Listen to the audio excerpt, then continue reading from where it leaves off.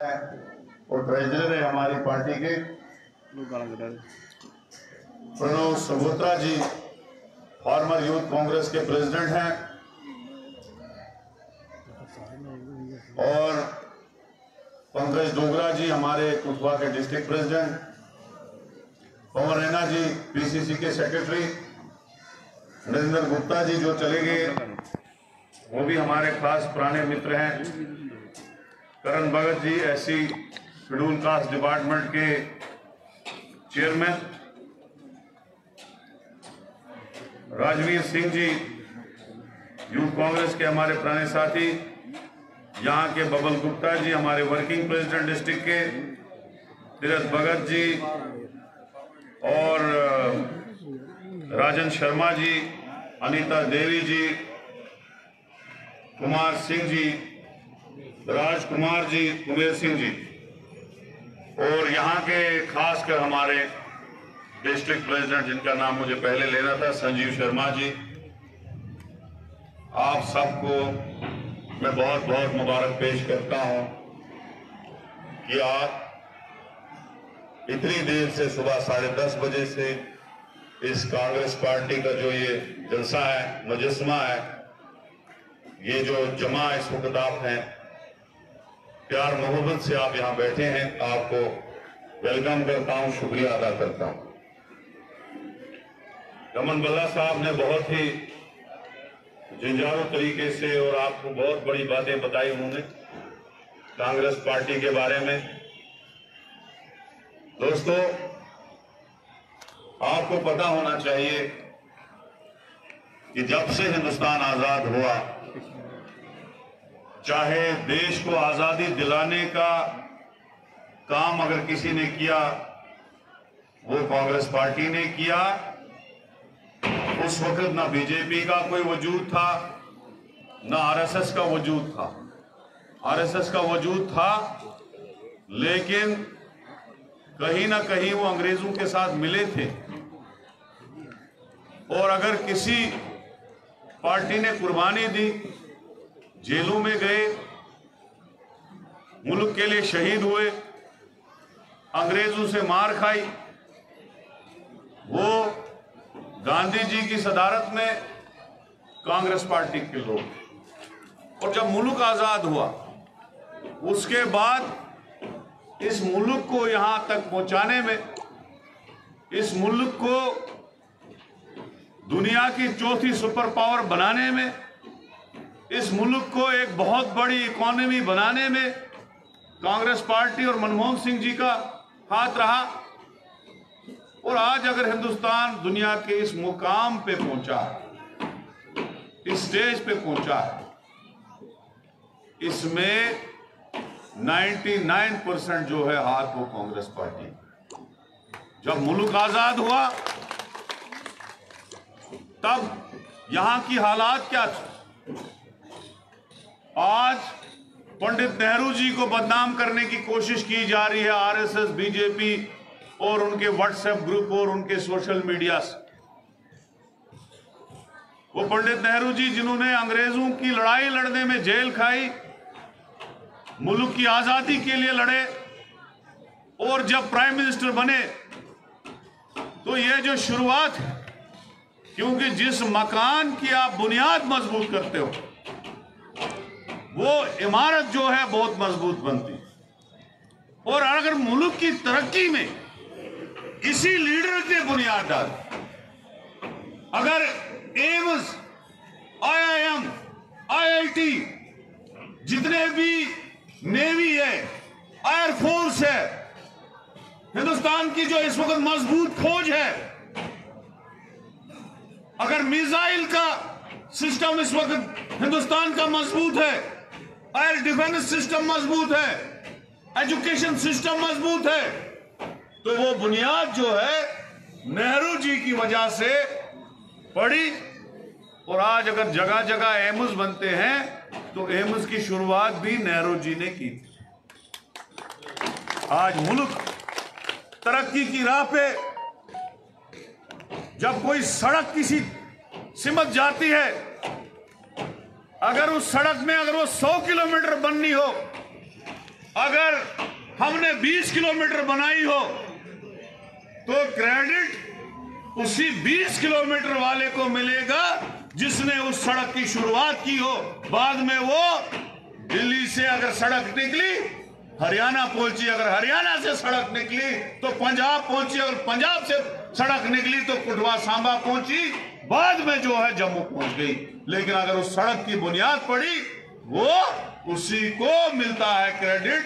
वो पंडित नेहरू जी हैं जिसने हर काम की शुरुआत हिंदुस्तान की आजादी के बाद किया था, लेकिन आज उसी को बदनाम करने की कोशिश की जाती है। आज इंदिरा जी को बदनाम करने की कोशिश की जाती है, जिस इंदिरा जी ने इतनी जंगें हिंदुस्तान की लड़ी। आज बांग्लादेश अलग अगर है तो इंदिरा जी की वजह से है।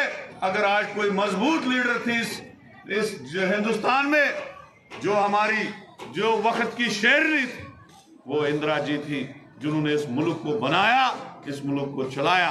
लिहाजा ये लोग जो आपको 2014 से पहले ये कहते थे कि अगर हमारी हुकूमत आई तो हम तेल की रेट कम करेंगे, हम गैस सिलेंडर के दाम कम करेंगे।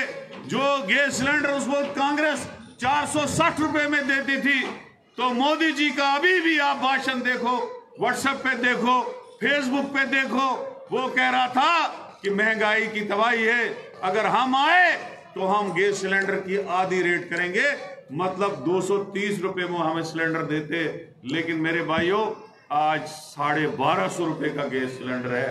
जो आटा 10 रुपए का किलो होता था वो आज 35 रुपए का किलो है। जो चावल 30 रुपए का किलो कांग्रेस के दौर में मार्केट से मिलता था वो आज 70 रुपए किलो है।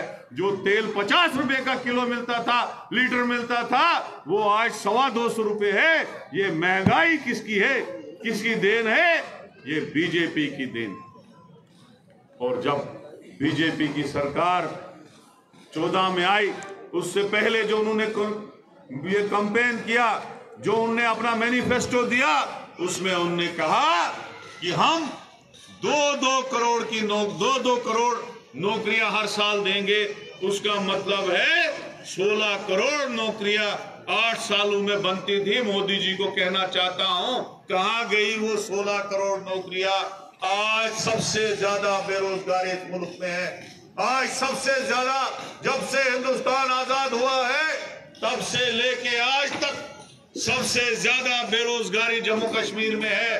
परसों एक सर्वे आया, उस सर्वे में 35% बेरोजगारी, ये हाईएस्ट रेट है इस वक्त। और मेरे भाइयों ये भी सर्वे आया कि सबसे ज्यादा शादियों के बगैर लड़के और लड़कियां किस रियासत में है, उसमें भी हमारा जम्मू कश्मीर टॉप आया। क्यों नहीं शादियां हो रही है? वजह यह है कि हमारा लड़का जो है बेरोजगार है, शादी करने से डरता है। अगर उसको रोजगार मिलेगा तब जाके वो किसकी लड़की मांगने जाएगी। और हमारी लड़की आप 40-40 उम्र, 35-35 की उम्र में पहुंची हैं, लेकिन रिश्ते नहीं हो रहे हैं। वजह क्या है? बेरोजगारी की वजह है। अगर इस रियासत को तबाह किया किसी ने, हमारी यूटी बनाई, जैसे बला साहब ने कहा, मुझे बताओ 2014 में जब बीजेपी पार्लियामेंट में भी आई, जब बीजेपी असेंबली में भी आई, तब कौन कौन से वादे इन्होंने किए थे? तब कहा था हम जम्मू को चमकाएंगे, हम जम्मू को अपना हिस्सा दिलाएंगे, हम जम्मू में बहुत बड़े बड़े काम करेंगे, जिसमें सांबा भी शामिल है, हम बेरोजगारों को रोजगार देंगे। लेकिन इनकी सरकार, इनके मंत्री, क्योंकि मैं उस टाइम पार्टी का एमएलए था, कांग्रेस पार्टी का 2014 में भी एमएलए था, 8 में भी था। लेकिन जब 14 में हमने इनके मिनिस्टरों की हालत देखी, चाहे निर्मल सिंह थे, चाहे कविंदर गुप्ता थे, चाहे दूसरे लोग थे, मैंने जिंदगी में ऐसे नालायक मिनिस्टर कभी नहीं देखे। उनको काम ही नहीं करने आया। मैं बिजली मिनिस्टर 14 में था, मैंने 100 करोड़ रुपया लाया बिजली के लिए, वो खर्च नहीं हुआ। जब इनकी हुकूमत आ गई, चेंज हुआ, टेंडरिंग प्रोसेस था, 3 साल तक निर्मल सिंह जी उस 100 करोड़ के ट्रांसफार्मर लोगों तक पहुंचा नहीं पाया। मैंने 100 बार असेंबली में उठाया। मैंने कहा निर्मल सिंह जी, ये 105 करोड़ रुपया मैंने दिल्ली से लाया था। क्या काबिल मिनिस्टर हो? किसने आपको डॉक्टर बनाया? किसने आपको डिप्टी सीएम बनाया? किसने आपको बिजली का महकमा दिया कि आप 3 साल में उस पैसे को खर्च नहीं कर पाए? ये इन बीजेपी के मंत्रियों की हालत है। क्या सुधारेंगे आप लोगों को? सबसे नालायक इनकी टीम।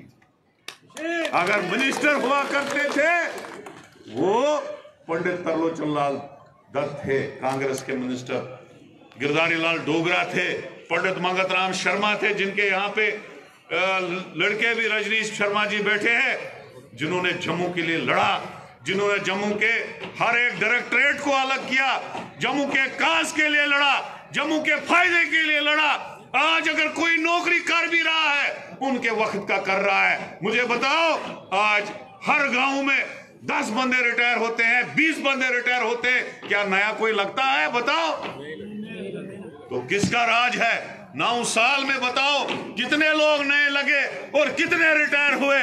सैकड़ों और हजारों की तादाद में लोग रिटायर हो रहे हैं, लेकिन नया कोई नहीं लग रहा है। जबकि अभी नए डिपार्टमेंट भी बने, नया सब कुछ बना। मुझे पता है सांबा में आप लोगों को इंडस्ट्रियलाइजेशन है, यहाँ पे आपको उतना बेरोजगारी जो है थोड़ा काम शाम मिल जाता है। लेकिन मैं मुबारकबाद देता हूँ प्रकाश शर्मा जी को, आनजहानी और उनके बेटे को, जिन्होंने राजू जी के वक्त में ये इंडस्ट्री यहाँ पे शुरू की थी।